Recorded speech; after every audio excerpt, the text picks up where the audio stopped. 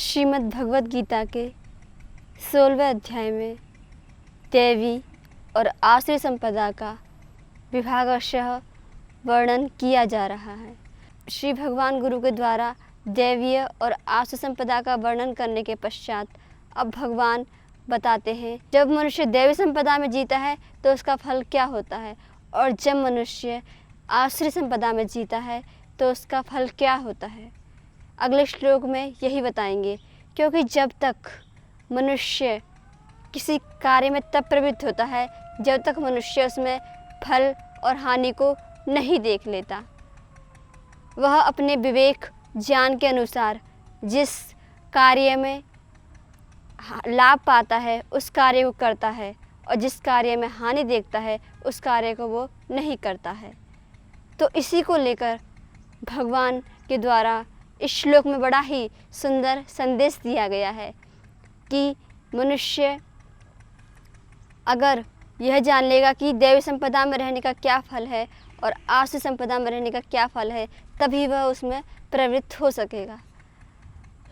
तो भगवान कहते हैं, दैवी संपत्ति विमोक्षाय निबंधाया सुरीमता माँ शुच संपदम दैवीम अभिजातोसि पांडव।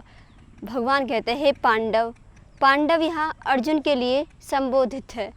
पांडु का पुत्र होने के कारण अर्जुन को पांडव कहते हैं। अर्जुन कौन है? हम सभी तो आखिर अर्जुन हैं। जो भी श्रीमद् भगवद गीता का स्वाध्याय करता है, श्रीमद् भगवद गीता को सुनता है, प्रत्येक मनुष्य अर्जुन है। उसको समझना चाहिए कि मैं अर्जुन का प्रतिनिधि होकर श्रीमद् भगवद गीता का स्वाध्याय कर रहा हूँ। चाहे वह कोई भी हो, वृद्ध हो, बालक हो, जवान हो, युवक हो, कोई भी हो, स्त्री हो, पुरुष हो, देश ही नहीं विदेश में, भारत से बाहर भी जो भी मनुष्य श्रीमद् भगवद गीता का स्वाध्याय करता है अथवा सुनता है, वह प्रत्येक मनुष्य अर्जुन ही है। अगर हमने अपनी ऐसी दृष्टि नहीं बनाई है तो हमको अपनी ऐसी दृष्टि बनानी चाहिए।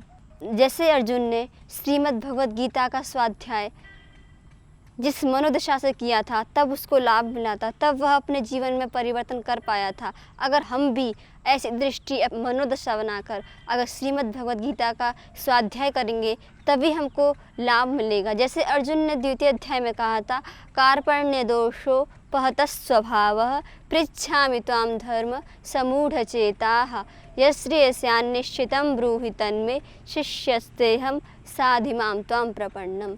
अर्जुन कहता है, कार्पण्य दोष से युक्त मैं आपकी शरण में हूँ।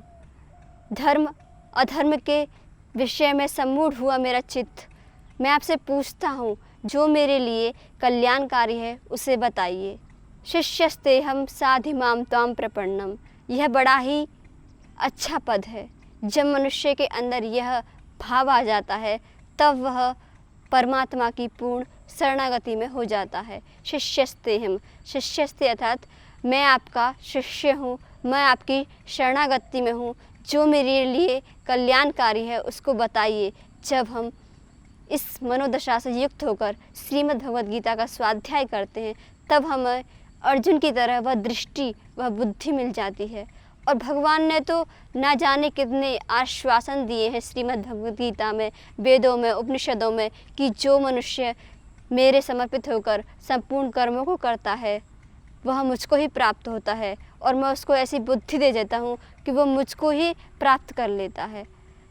तो ऐसा ही एक श्लोक है 11वें अध्याय का 55 नंबर का, मत् कर्म किरमत् परमो मद्भक्तः संगवर्जितः निर्वैरः सर्वभूतेषु यह समामेति पांडव। भगवान कहते हैं कि जो मनुष्य संपूर्ण कर्मों को मेरे लिए करने वाला है, फलाशक्ति को छोड़कर मेरे लिए करता है, वह मनुष्य श्रेष्ठ है।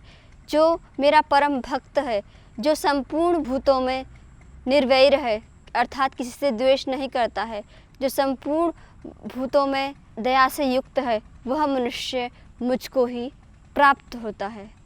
तो भगवान ने कितना बड़ा आश्वासन दे दिया है।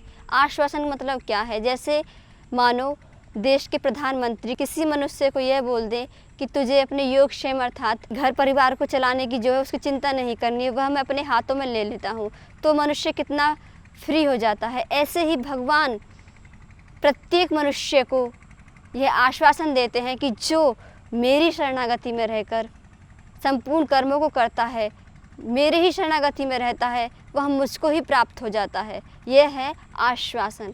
और वेद की ऋचाई भी कहती है, यदग्ने भद्रम करिष्यसि तवे तत्सत्यमंगिरः, अर्थात मैं अपने समर्पण करने वाले भक्तों का उद्धार करती हूँ, कल्याण करती हूँ, यह मेरी सत्य प्रतिज्ञा है। ऐसी वेद की ऋचाई भी कहती हैं। जब हम इन सभी आश्वासनों को सुनते हैं तो हम क्यों ना उस परम पिता परमात्मा में विश्वास क्यों नहीं करते हैं। जब जगत आधार परम पिता परमात्मा वेद, गीता, उपनिषद आदि के माध्यम से ये हमको उपदेश दे रहा है तो हमको स्वीकार करना चाहिए, एक बार उसको आजमा के देखना चाहिए। तब हम कह सकते हैं हाँ, जो मनुष्य परम पिता परमात्मा की शरणागति में रहकर अपने कर्मों को करता है, स्वधर्म का पालन करता है और उसकी शरणागति में रहकर अर्जुन की तरह श्रीमद् भगवद गीता का स्वाध्याय करता है, तब वह भी अर्जुन की तरह कह उठता है, जैसे अर्जुन 18वें अध्याय में जाके कहेगा, नष्ट मोह स्मृति लब्ध्वा त्वत्प्रसादान् मयाच्युत स्थितोऽस्मि गत संदेह करिष्ये वचनम तव। जैसे अर्जुन ने कहा है, हे अच्युत। अच्युत यहाँ भगवान श्री कृष्ण के लिए प्रयोग किया गया है। अच्युत का अर्थ होता है जो अपने स्वभाव से कभी च्युत ना हो, उसको कहते हैं अच्युत। तो अर्जुन कहता है, केशव मेरा मोह नष्ट हो गया है, आप ही कृपा से मैंने स्मृति पा ली है। स्मृति के 3 अर्थ होते हैं। एक तो हम किसी खोई हुई चीज़ को पुनः पा लेते हैं, उसका नाम स्मृति है, और एक ज्ञान और प्रेम का नाम में स्मृति है। यहाँ पर अपनी खोई हुई, अर्जुन ने जो उसकी खोई हुई स्मृति थी उसको पुनः पा लिया, इसलिए कहा कि मैंने स्मृति पा ली है, आप ही कृपा से मेरा मोह नष्ट हो गया है, मैं अब जो आप कहेंगे वही करूँगा। करिष्ये वचनम तव। तब हम भी कह उठते हैं अर्जुन की तरह, करिष्ये वचनम तव, हे केशव जो आप कहेंगे वह मैं करूँगा। ऐसे हम उस परम पिता परमात्मा से कह उठते हैं कि जो आप आज्ञा, आदेश, प्रेरणा करेंगे हम उसके अनुसार ही अपना कर्म स्वधर्म का पालन करेंगे। तो हमने देखा जब हम ऐसी शरणागति में रहते हुए अर्जुन के जैसी अपनी मनस्थिति बनाते हुए श्रीमद् भगवद गीता का स्वाध्याय करते हैं, श्रवण करते हैं, तभी हमारा उद्धार होता है। तो भगवान कहते हैं, दैवी संपत्ति विमोक्षाय निबंधाया सुरीमता माँ शुचः संपदम दैवीम अभिजातोसि पांडव। भगवान कहते हैं, हे अर्जुन, दैवी संपत्ति मोक्ष को प्रदान करने वाली है, अर्थात संसार के बंधनों से छुटाने वाली है। संसार के बंधन क्या है? वैसे सामान्य मनुष्य तो बंधन इसी को जानता है कि अगर जन्म ले लिया तो ये बंधन है और मृत्यु को प्राप्त हो जाएंगे तो हमारा मोक्ष हो जाएगा, लेकिन वास्तव में यह मोक्ष नहीं है। मोक्ष हम बंधन से कब छूटेंगे? जब हम इस संसार में रहते हुए काम, क्रोध, लोभ, मोह, अहंकार, दंभ, दर्प, अभिमान इन सब से हट जाएंगे तो समझना चाहिए कि हम जीते जी मोक्ष को प्राप्त हो गए हैं। यही बंधन से मुक्ति है। इसलिए भगवान ने कहा है कि दैवी संपत्ति विद्धि मोक्षाय, अर्थात जो दैवी संपत्ति होती है वो हमको काम, क्रोध, लोभ, मोह, अहंकार, दंभ, दर्प, अभिमान, पारुष्य, कठोरता आदि इनसे छुड़ाने वाली है, इनसे मुक्त करने वाली है। ये है दैवी संपत्ति। फिर भगवान कहते हैं निबंधाया आसुरी मता, अर्थात जो आसुरी संपत्ति है वो क्या है? आसुरी संपत्ति हमको बांधने वाली है। काम, क्रोध, लोभ, मोह, अहंकार आदि ये इन सब में हमको आसुरी संपत्ति बांधती है, ये बंधन है। तो फिर जो मनुष्य आसुरी संपत्ति में जीते हैं तो उनको लगता होगा कि हमको तो कहीं अपने बंधन प्रतीत नहीं होते, कहाँ हम हथकड़ियों और बेलियों में जकड़े हुए हैं, लेकिन उनको यह प्रतीत नहीं होता कि हम बंधे हुए हैं, लेकिन वास्तव में वे बंधे हुए हैं। बंधे हुए कैसे हैं? काम, क्रोध, लोभ, मोह, अहंकार आदि ये सब हमारे बंधन ही तो है, हम इसमें बंधे रहते हैं। जैसे मानो किसी ने हम पर क्रोध किया, अगर हम भी क्रोध कर बैठते हैं, किसी ने हम पर द्वेष किया, हम भी उसके प्रति द्वेष करने लगते हैं, बंधना ही नहीं तो क्या है? जब तक हम इससे नहीं हटेंगे तब तक सोचना चाहिए हम बंधे ही हुए हैं संसार में। जैसे और इन बंधनों में बंधकर हम अपने संबंधों से भी बहुत दूर चले जाते हैं। एक पिता बेटा, जब इनके बीच में आक्रोश अर्थात क्रोध पैदा हो जाता है, या सास बहू या कहे माँ बेटा, जब इनके अंदर भी क्रोध ईर्ष्या द्वेष आ जाता है, तब ये अपने संबंधों से कितनी दूर चले जाते हैं, इनको पता ही नहीं होता है, बस इसमें पिसते ही रहते हैं। तो ये बंधन है जो हमको अपने संबंधों से दूर कर देते हैं। तब हम उस समय सोचें कि जब ऐसी परिस्थिति हमारे सामने आए, जब ये बंधन हमको बांधने लगे, तो हम क्या करें।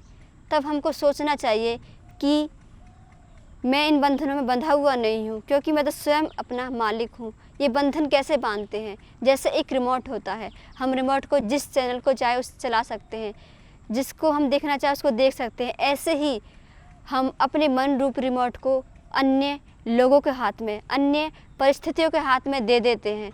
और जब ऐसी परिस्थिति उत्पन्न होती है, काम क्रोध लोभ मोह की, तो हम कर बैठते हैं। तो इसलिए जब ऐसी परिस्थिति, ऐसी कंडीशन हमारे सामने आए, तो हमें सोचना चाहिए कि मैं बंधा हुआ नहीं हूँ, मैंने अपने मन रूपी कंट्रोल को किसी के हाथ में नहीं दे रखा है। जब हम ऐसा विचार करेंगे तो हम अपने संबंधों से दूर भी नहीं होंगे। और हमको लगता है कि अगर किसी ने क्रोध किया, हम भी क्रोध कर दे, हम कहाँ बंधे हुए, बंधे ही हुए तो हैं। अगर उसके स्थान पर हम देखें, ना करें क्रोध, तो देखना हमारे संबंधों में प्रेम बना रहेगा और हम परस्पर मिलकर रह सकेंगे। क्योंकि हम जब ये विचार लेंगे कि हम किसी की कंडीशन में, परिस्थितियों में बंधे हुए नहीं हैं, हमने अपने मन रूपी रिमोट कंट्रोल को किसी को दे नहीं रखा है, तो हम किसी पर क्रोध करेंगे ही नहीं। तब अपने बस में अपने मन, अपने विचारों को कर लेंगे। तो कहा कि आसु संपत्ति बंधन में बांधने वाली है। वास्तव में अगर आसु संपत्ति हमारे जीवन में होती है तो हम पग पग पर, क्षण क्षण दुखी होते रहते हैं। फिर हमारे मन में एक सवाल पैदा हो सकता है कि जब हमने देखा आसु संपत्ति हमको बांधने वाली है और दैवी संपत्ति हमको मुक्त करने वाली है, तो फिर कोई पूछ सकता है कि हम ऐसा क्या करें कि हम इन आसु संपत्ति को अपने से हटा दें। तो इसके लिए उपाय है। पूर्व तो हमने देखा कि इन सबको विचारें, ज्ञान रूपी यंत्र के द्वारा देखें कि हाँ, मैं इन समय बंधा हुआ नहीं हूँ, मैं स्वयं अपना मालिक हूँ। क्यों कोई मेरे पे क्रोध करता है, मैं क्रोध करने लग जाऊँ, क्यों कोई मेरे से द्वेष करता है, मैं द्वेष करने लग जाऊँ। जब हम ज्ञान के द्वारा धीरे धीरे हटाते जाएंगे, फिर उसको हम हटाएं ध्यान के द्वारा। महर्षि पतंजलि ने भी योग दर्शन में कहा है, ध्यान हेयास तद्वृत्तयः। कुछ पल, कुछ मिनट हम अपने लिए भी निकालें। इस संसार, माता पिता बच्चों के लिए तो हम बहुत निकालते हैं, लेकिन कुछ समय अपने को भी दें और देखें कि किस किस परिस्थिति में मेरे सामने ये काम क्रोध लोभ आदि बंधन आते हैं, उससे अपने आप को हटाएं। जैसे एक कपड़ा होता है, उस पर अगर मल लगा हो, जो स्थूल मल है उसको तो हम हटा देते हैं आसानी से, लेकिन जो सूक्ष्म मल है उसको हटाने के लिए हमको अधिक प्रयास, पुरुषार्थ करना पड़ता है। ऐसे ही हम काम क्रोध लोभ आदि को कुछ तो हम ज्ञान के द्वारा स्थूल रूप से हटा देते हैं, लेकिन पूर्ण रूप से अपने आप से हटाने के लिए हमें अपने आप को ध्यान देने की आवश्यकता है, ध्यान करने की आवश्यकता, अपने आप पर अधिक पुरुषार्थ करने की आवश्यकता है। अब हमने इतना देखा, भगवान ने ये भी बता दिया कि दैवी संपत्ति का फल क्या है और आसु संपत्ति का फल क्या है। फिर भगवान सोचते हैं कहीं मनुष्यों के मन में, अर्थात अर्जुन के मन में यह शंका ना पैदा हो जाए कि कहीं मैं आसु संपत्ति को लेकर तो पैदा नहीं हुआ हूँ।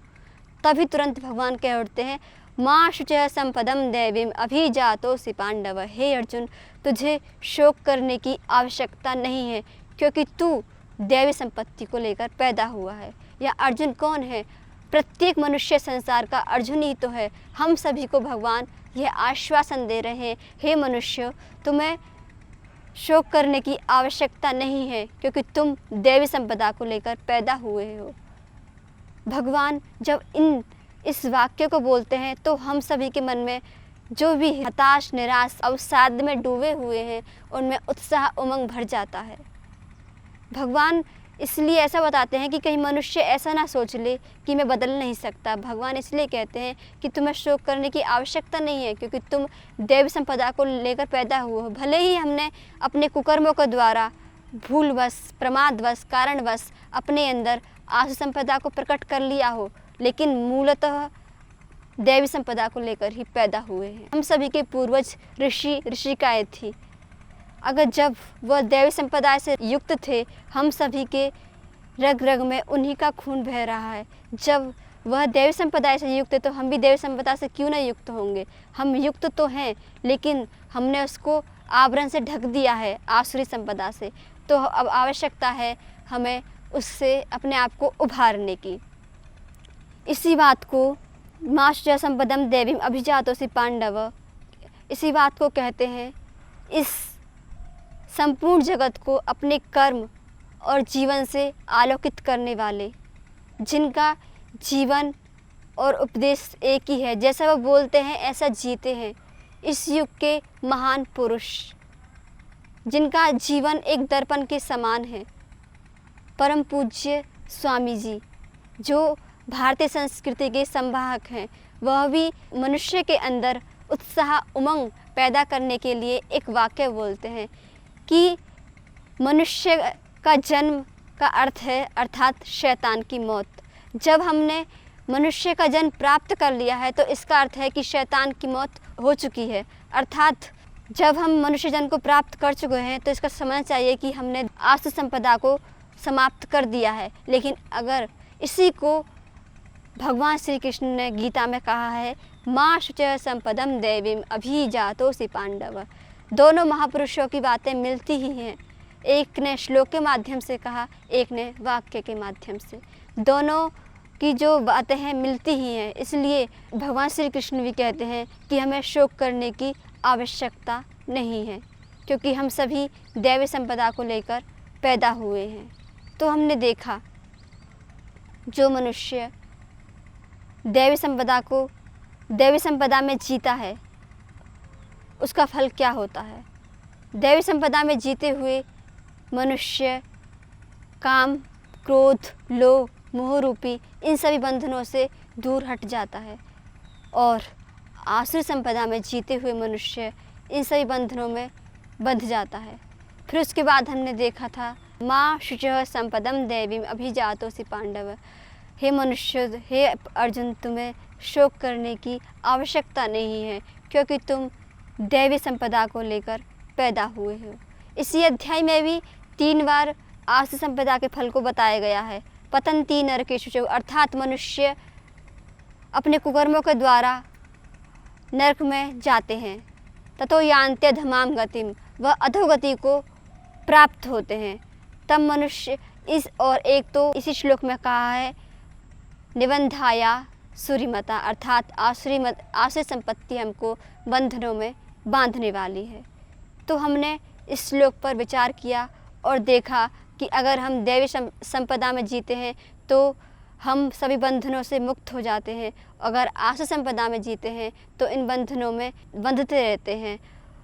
और भगवान ने आश्वासन भी दिया कि हमें शोक करने की आवश्यकता नहीं है, क्योंकि हम सभी दैवी संपदा को लेकर पैदा हुए हैं। तो हम भी देखें कि कहीं हम भी आसुरी संपदा में तो नहीं जी रहे हैं। अगर जी रहे हैं तो हम अपने आप को दैवी संपदा में बदलने का प्रयास करें और बदलें, और प्रत्येक क्षण हर एक पग पर देखते जाएं कि कहाँ किस परिस्थिति में हमारे अंदर दैवी संपदा प्रकट होती है और किस परिस्थिति में हमारे अंदर आसुरी संपदा प्रकट होती है।